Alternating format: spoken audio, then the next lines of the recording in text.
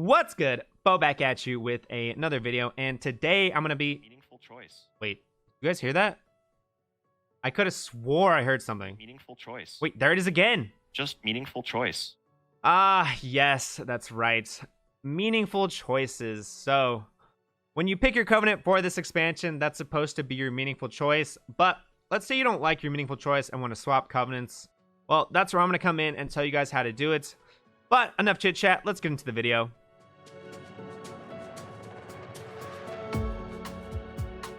First thing you want to do is go back to where all the representatives for every covenant are, which is where you picked your covenant for the first time.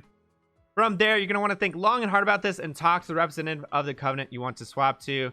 And they're going to ask you a bunch of times if you're sure that you want to do this in case you're doubting your meaningful choice. Once you've accepted your fate and have gone through all the dialogue, they will have a quest for you to immediately start working towards your covenant ability. Now, swapping covenants themselves is actually super easy if you haven't betrayed their trust before. But let's say you want to go back to your original covenant. Well, you'll need to talk to that covenant's representative where they will tell you that they're kind of salty that you left them, rightfully so. And in order for them to trust you again, they will give you a quest called Prove Your Worth, where you will need to complete a certain amount of activities in the respective zone of that covenant.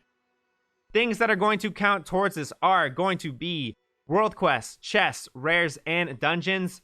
Each one is going to differ in how much percentage they give, and I should have a nice table here showing you guys all those percentages. It is important to remember that all these activities must be done in the correct zone of that covenant to get percentage. You guys don't want to go to a different zone not related to your covenant that you're trying to join and then do all these activities and then not get any credit for it. We don't want that, okay? That being said, I recommend queuing for 2 normals or heroics for those dungeons in the zone of the covenant because then you can just plow through those real quick and get a bunch of percentage.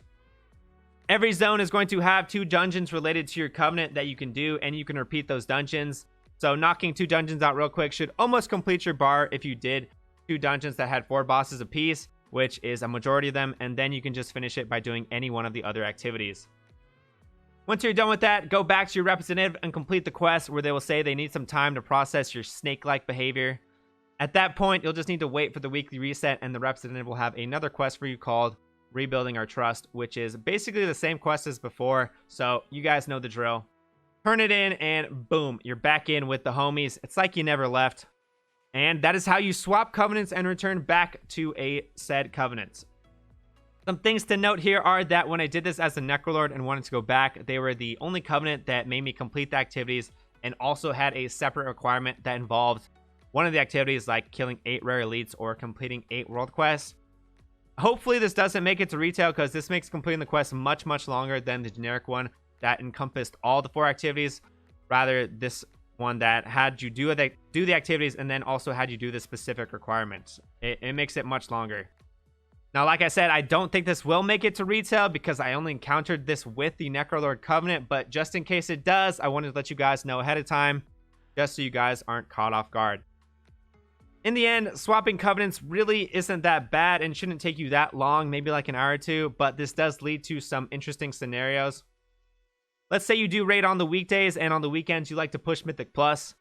With how the system is currently, you can have your raid covenant and then swap easily into your Mythic Plus covenant once you're done raiding, and then go ahead swap back into your raid covenant on Tuesday if you complete the Prove Your Worth quest on the Monday night before the weekly reset. Now, I don't recommend swapping all the time because your time is precious and it will add up if you're continuously doing this. I'd say you're better off waiting until the catch-up systems related to covenants are at a high level. That way you can go ahead and get your renown levels up much quicker and then swap every once in a while, and then you're not wasting too much time. This whole process really isn't that bad. Hopefully they don't change it to where when you do swap covenants and go back to it, it doesn't have its own weekly cooldown that's separate from the weekly reset. That would kind of blow. But let me know what you guys do think of this whole process. Kind of sucks we have to do this in the first place because, you know, meaningful choices and all. But that's going to wrap it up for this video. Leave a like if you did like the video. It really does help me out a bunch. Subscribe to the channel if you're new here for more content. But until next time, dudes. Peace.